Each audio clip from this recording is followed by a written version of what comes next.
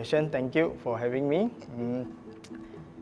It was actually after more than 13 years of ministry and serving in the church. So I think it's time to take a short break. So this is more like a sabbatical. It is supposed to be 3 months. So the whole idea is, of course, to spend some time with family and also to do a little bit of reading. And more importantly is to take a short break before breakdown. No? I think that is very important. Yeah. So the plan actually initially is okay, but when I was in the overseas, trying to be away from the normal routine. Then in Germany, that was near the end of January. And during that time, when first arrived in Germany, the situation, is a bit, tense. Actually, there was this situation. The COVID-19 pandemic is being confirmed for the first case end of January in Germany, and that city is actually quite close to the place where I'm staying. So actually, that's why you can see this is a bit of, situation which is unexpected, and people are getting nervous, anxious, and what is going on. It's just like all the countries in the world, they are trying to prepare to respond and trying to contain the situation. It get more, escalating, So this is the first situation that I encountered there. And then, of course, the second one is the change of government, Malaysian government, which is really, of course, unexpected. So these are the two great events happened during this short break. But of course, come back to COVID-19, which is still one of these major, as the situation is getting worse, throughout the whole world. Then Malaysia also trying to implement the MCO, Movement Control Order. And at the time, Germany also started. So I'm in the limbo of how to, make decision, instead of staying there or how, So at the end, after prayer and consideration, probably I think that I should come back earlier, And then the issue is because the flight was cancelled. That's why it made me to make the decision that I should come back earlier instead of waiting, because the original flight cancelled, the airports cease operations, or even airlines cease operation. So that's why it's good that I should come back, because I also thinking of family, and of course the church also, how could we, during this challenging time. So that's why I came back earlier, and then also I talked to the ESCO that I should be returning back to the office earlier, so that this is due to the uncertainty of this COVID-19 and the government MCO and many of the things challenging us.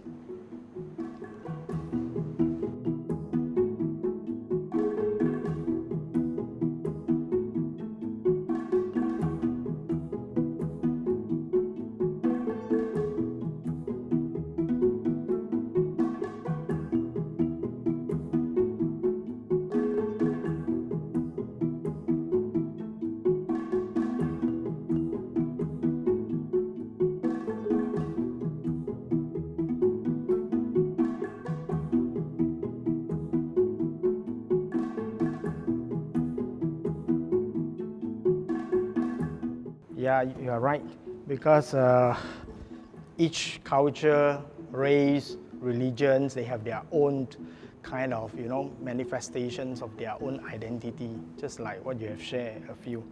Of course, for Christians community, like Good Friday, like Easter, all these are so important for us. And this is probably, as far as, we can recall.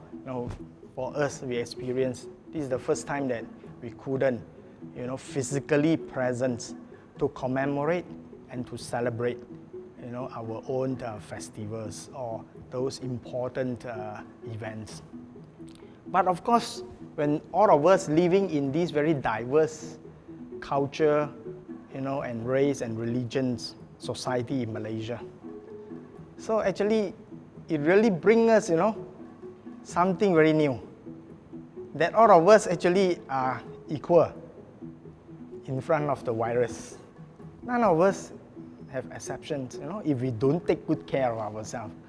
So actually, this is why, it teaches, something that, we should think about, okay, during this pandemic time. But of course, for Christians, we have to see it, from very different perspective, because situation like this, how could we, live out, as a believers, as a Christians, despite we couldn't, physically present, but we still, have more opportunity to do, like for instance, Sunday I could actually tune in to so many worship services, not only one time now, so you try to make use out of it, you look at it from a different perspective, so I could attend probably 4 or 5 services, different languages, different location, so these are very straightforward kind of things that we see, but for us, we have to see ourselves, all of us, we are facing the same situation. Initially, of course, we might feel, wow, how so tough, how to do. But when we think that not only Malaysia, almost the whole world, a lot of countries also facing the same situation. So slowly we could adjust ourselves, and then emotionally, our understanding, we have to slowly doing adjustment. And then of course, for the whole Malaysia context, we can identify more to one another because we are facing the same challenges, the shared pain and suffering actually, the shared experience, the shared memory. It could really shape us, either way. You can be very destructive, negative, and it could be very constructive. So it's depending on how we move.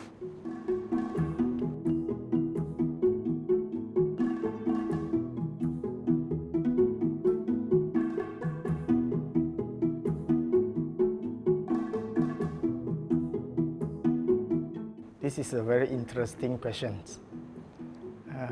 Of course, there must be some biblical basis than people trying to claim something, So people may say that, God could do anything, good or bad, whatever, it's all Him. Or even they can quote Exodus, where the 10 plagues happening, where God sent to these people, But of course, it could be, people say it's the Satan because, Satan also tempt this Jesus Christ. Or even Satan also try to, bring this so-called harm, to Job, right? Or even in the book of Luke, it could be the Satan who caused the bondage, to certain people. But all these are, of course, one of way of looking at things. But there are also other kind of biblical texts, in which someone asked Jesus whether that person, was having this type of sickness is because of his own sin or the sin of the parents. So it is not just 2, it could be more, And of course, in James, chapter 1, the author also tells us, that going through this so-called suffering, trouble, trial, actually is rather common, So whether which should we look at it is difficult for us to simply or look at it narrowly and then say, okay, this should be the situation. To me, I would say, I don't know. I would say, I do not know. But at least the author of James tells us that when we are facing with this type of trial and testing, we have to look at it from a different perspective. The book of James tells us that when we go through this, it helps us to produce good virtue, perseverance, patience, and even we say we have to go, and finish it up until we even become more complete. And even a blessing is that, when we are facing with this type of difficulties, we don't know how to sometimes respond and react. And the book of James also tells us, verse 5, he says, if we are lack of wisdom, we can ask God to give us the wisdom.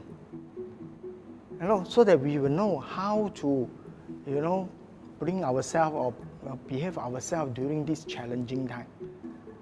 And even people can use they can use, this is the end of the world coming. So all kind of, saying, claims and whatever, I don't think these are helpful at the moment of time. Of course, there are some biblical basis here and there, but I think more importantly, what could we learn from here and how should we move out of this? Martin Luther, in one time, people asked him, about the coming of the end time. Martin Luther answered, quite wisely.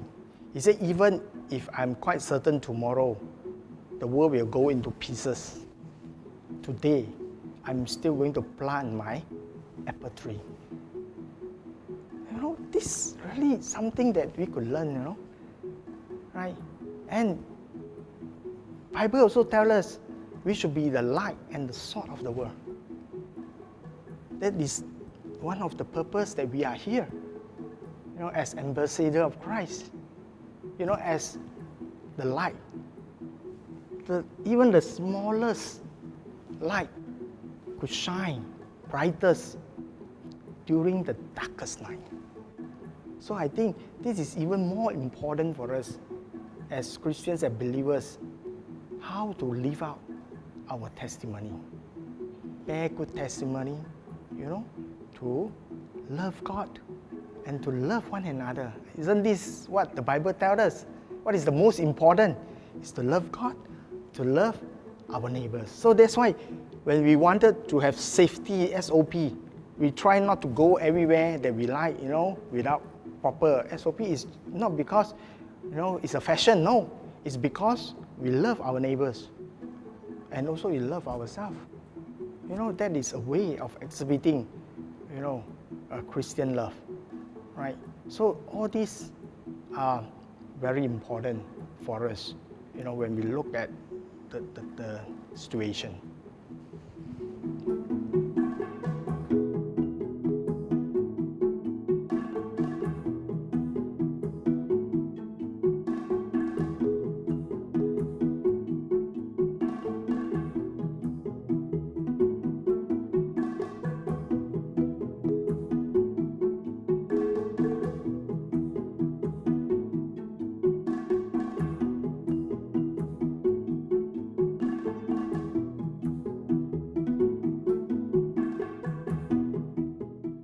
So of course, how long it will be extended, we don't know.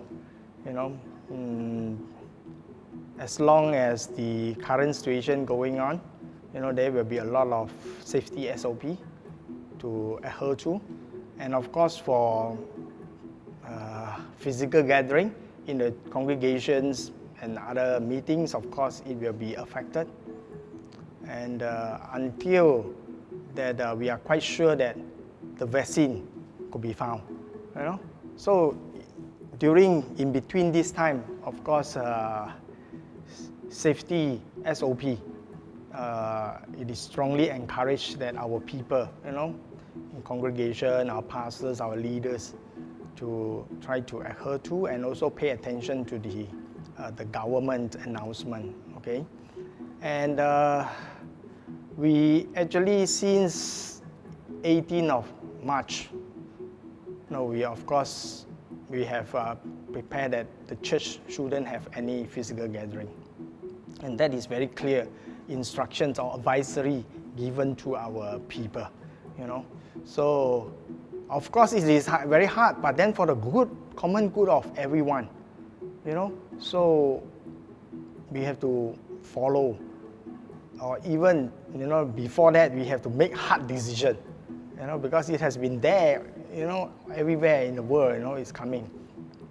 So, this is the response that we say we shouldn't have. Not only the Sunday worship service, but other gathering, Bible studies, prayer meeting, fellowship, cell groups, all these should put on hold at the moment, because we do not want to create issues, for the community, for people, especially for the more the seniors and the juniors. So I think it is good for us to do that. And of course, we have to go and to think of, out of this, what could we do? We cannot totally just stop, And people still will have challenges, difficulties, uncertainties, fear, worries, anxiety, So this is something that it is important for the church, for the pastors, that we still encourage that we should use whatever modern technology to be connected with the people. People who need, to hear the voice of their pastors, because pastor is like shepherd to them, The sheep has to listen, or wanted to listen, and it's very comforting. And of course, we encourage people to spend more time, In the past, probably we are so busy, right? We also hard to attend prayer meeting. But now, online prayer meeting, it could have more people to attend. Bible study, people will have time. Of course, we cannot assume everybody will be like that. At least we say that is an opportunity to do that. And even if you cannot join that time, you can join it later on. So that means we make the resources, the connections available, on the time, on the spot, the time when we have online, but also continuously. So these are some of the changes that we are doing. And of course, we ask our pastors, our office, all must, follow the instruction that they should work from home, stay back home, So all this, I think, as a responsible citizen, this is part of our responsibility. We do it.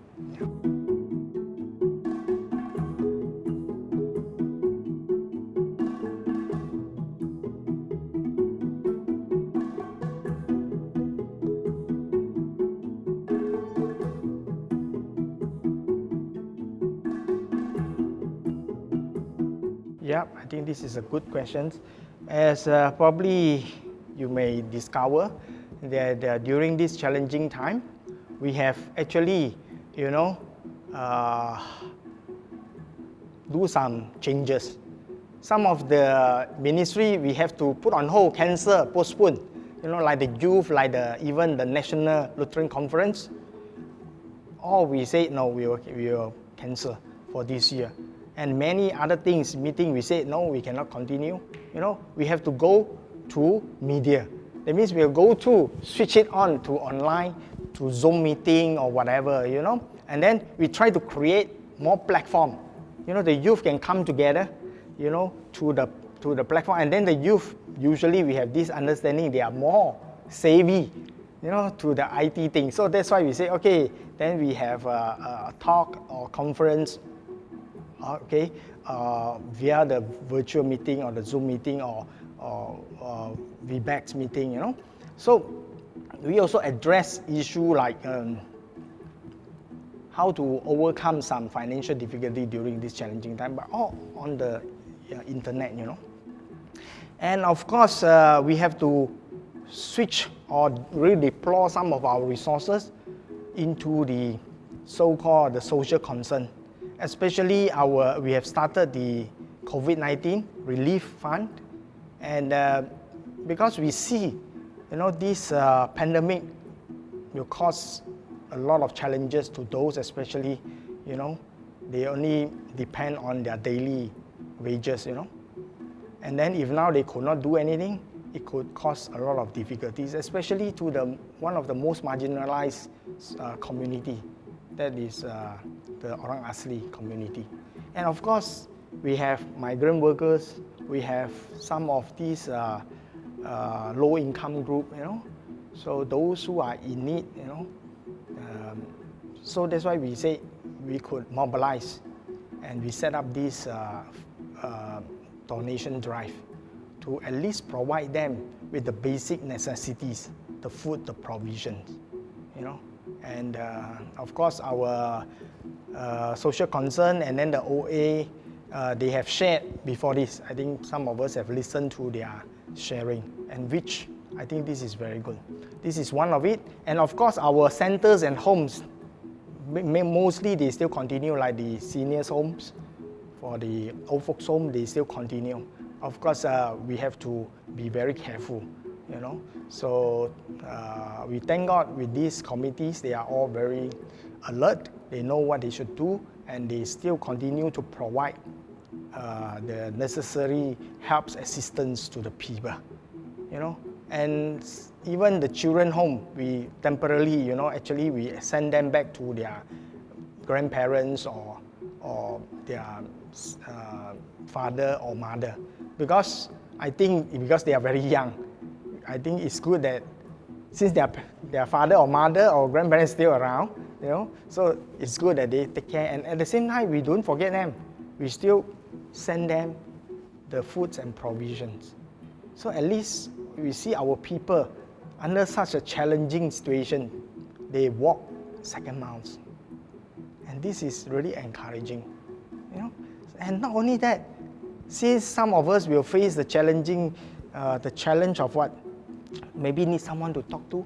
So the social concern also set up a hotline, So I think this is something, as a bishop, really, we are so proud of our people, that they know the needs and they are willing to serve, to walk the second miles. And of course, to the media, just now I already briefly touched, but at the same time, we also, have set up an ad hoc team to do, online worship services. I think this is very tough for us because many of us hardly do that. And we are thankful because our teams, they are gifted and they are willing. Some are gifted, not necessarily willing. I think this is things that we can put it together by God's grace, and teamwork is so important. And this will be something that we need to think ahead. Because if the movement control or conditional MCO is continued, so which means it will impact our church greatly. If it limits us to a certain number of people who can gather, so that means we need to emphasize more using the modern technology to help the people, like online worship services, like online Bible study, equipping. And also, we have to train our people, because one pastor, one leader cannot take care of so many people. So that means cell group, small group will be activated. And then it may be even more taxing. You have to train these people so that they are confident enough to lead the group, and they could perform, in a small group manner. It's as if that we are going back to the first century, Right? The first century is small group. But doesn't mean that we don't need the big group. Of course we need, because the church is actually consists of all of us, And when we have those gatherings, it's talking about the physical presence, of us all. But during this challenging time, I think we need to think out of the box, and we need to do, maybe even more difficult. But by God's grace, by our ESCO, our deans, our pastors, our leaders, our members, as we put our resources together, put our mind and brain together, actually, we could, even improve and excel, and even, bring more constructive elements into our gathering and the church as a whole.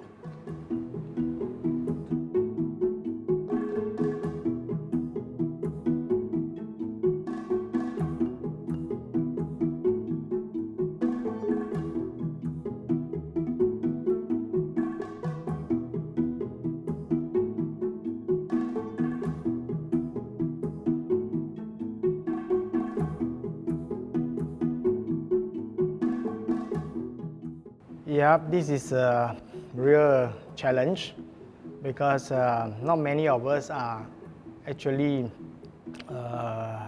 having e-banking. So many of our congregation, the pastors, of course, from the feedback is affected. But we don't have the real figure now because everybody is still, couldn't really give us an update. But no matter how, we understand it affects some of our people. And at the same time, some maybe, still God have, blessed them that they could still continue because they still receive salary, they still have some income. And of course, the Bible teaches that we should give and offer, proportionally accordingly.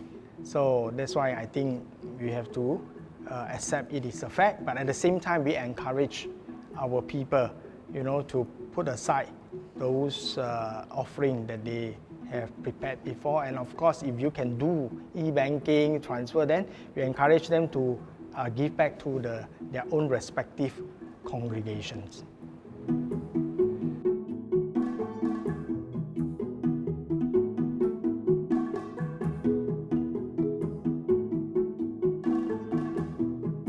Yep, the ministerium, the role of the ministerium is actually to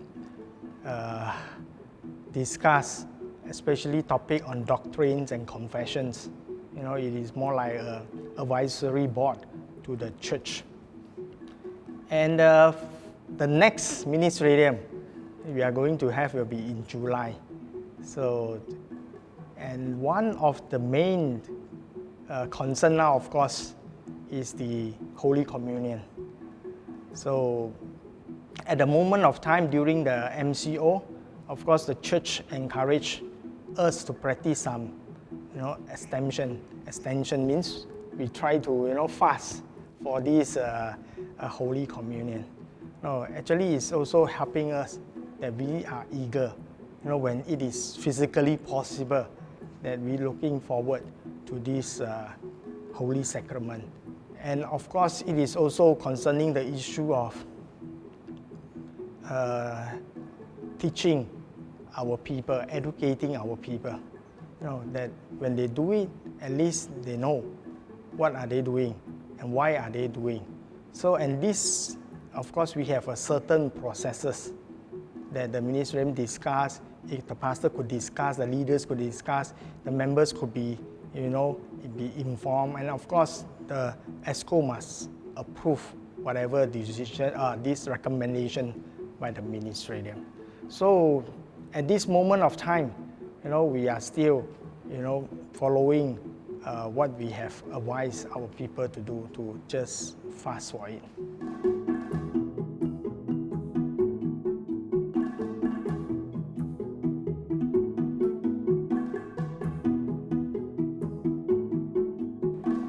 Yeah, this is a very, real issues. So since April, and this second month, May, we did not have this so-called Holy Communion. But as a church, we have not only one congregation. In Malaysia, we have very diverse. We have the Bahasa, we have the English, we have the Chinese, the Cantonese, the migrants, the languages. So we need to consider in a more holistic manner. So that's why when we do also, we must understand what is our understanding about Holy Communion. So, and we need to study. And of course, still, there is no kind of a decision whether we should have it earlier. That is not, decided yet. So, of course, we are a church, and we have different congregations, different people, different education background, different language group. And when we do the things, we hope that this thing could be done in a holistic manner. At least we understand why we are doing this, you know. So to us, we look at it, the Holy Communion, you know, is the real presence, whereby Jesus Christ said in the night in which he was betrayed, he gives thanks, he breaks the bread, and then he gives it to his disciples, saying, "This is my body given for you. Do this for the remembrance of me." So that's why we are, you know, looking at Jesus Christ. He said that this is my body given for you. It's a real presence. And to our understanding, you know, the ordained pastors, you know, they are being called publicly to administer this Holy Communion. So this is something that God has given us to bless us as a church, you know. So we do not want to rush it through, you know, without proper discussion, and so that it will bring us blessing, rather than when we do it one here, one there, and then without proper kind of a process. It may bring the negative result of what we, you know, originally supposed to receive. So I think as a denomination and as a church, we have to consider that.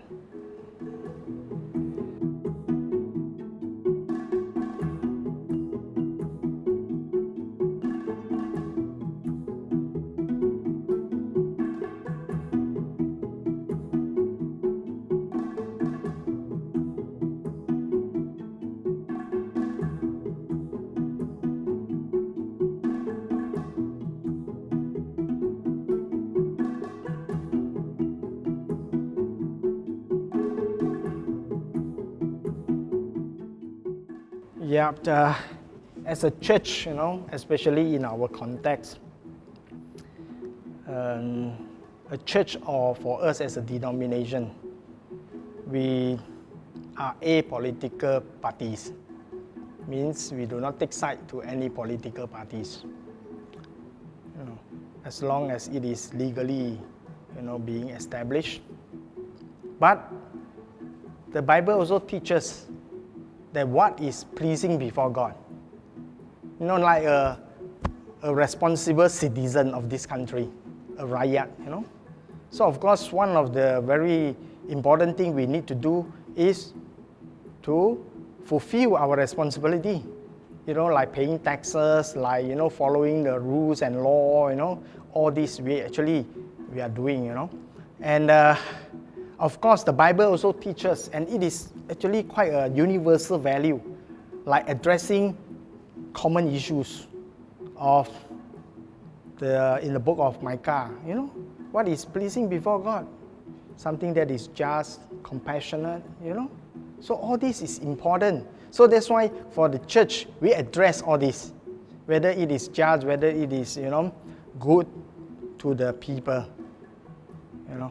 So this is what we are trying to talk about. And for us, we also, you know, uphold the Rukun Negara, right? The Rukun Negara, which is a common for all of us, right? The Rukun Negara who teaches, you know, that we should, you know, have this respect of Constitution, and then we also should have this kind of, so what, our king and country, of course, we respect them, you know, we honor them. But then there are also things, as Rakyat, we are all, you know, considered as part of this country. You know, we contribute to the country, to the betterment, to the progress. So that means that we recognize they are people who are in need, and then we should help them. But also at the same time, that, you know, we should be equally or mutually respect each other. So I think this is very important for the country in order to move forward, to progress, you know. And of course, the parties, they have to fight for their own, you know, agenda and their own so-called plan or whatever. That is their political parties, you know. For us, we look at it from a very different perspective, and, you know, as a rakyat, you know, as to address issues which is for the common good of everyone.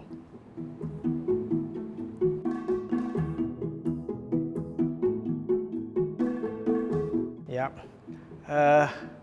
First and foremost, thank you for this opportunity to have these sessions, to talk and to discuss and to share. But of course, during challenging time, it teaches, a lot of lesson. That we are actually, equal in front of the virus, and in front, actually, God created us, in His own image. So that's why I think it's important for us to respect one another, despite our differences.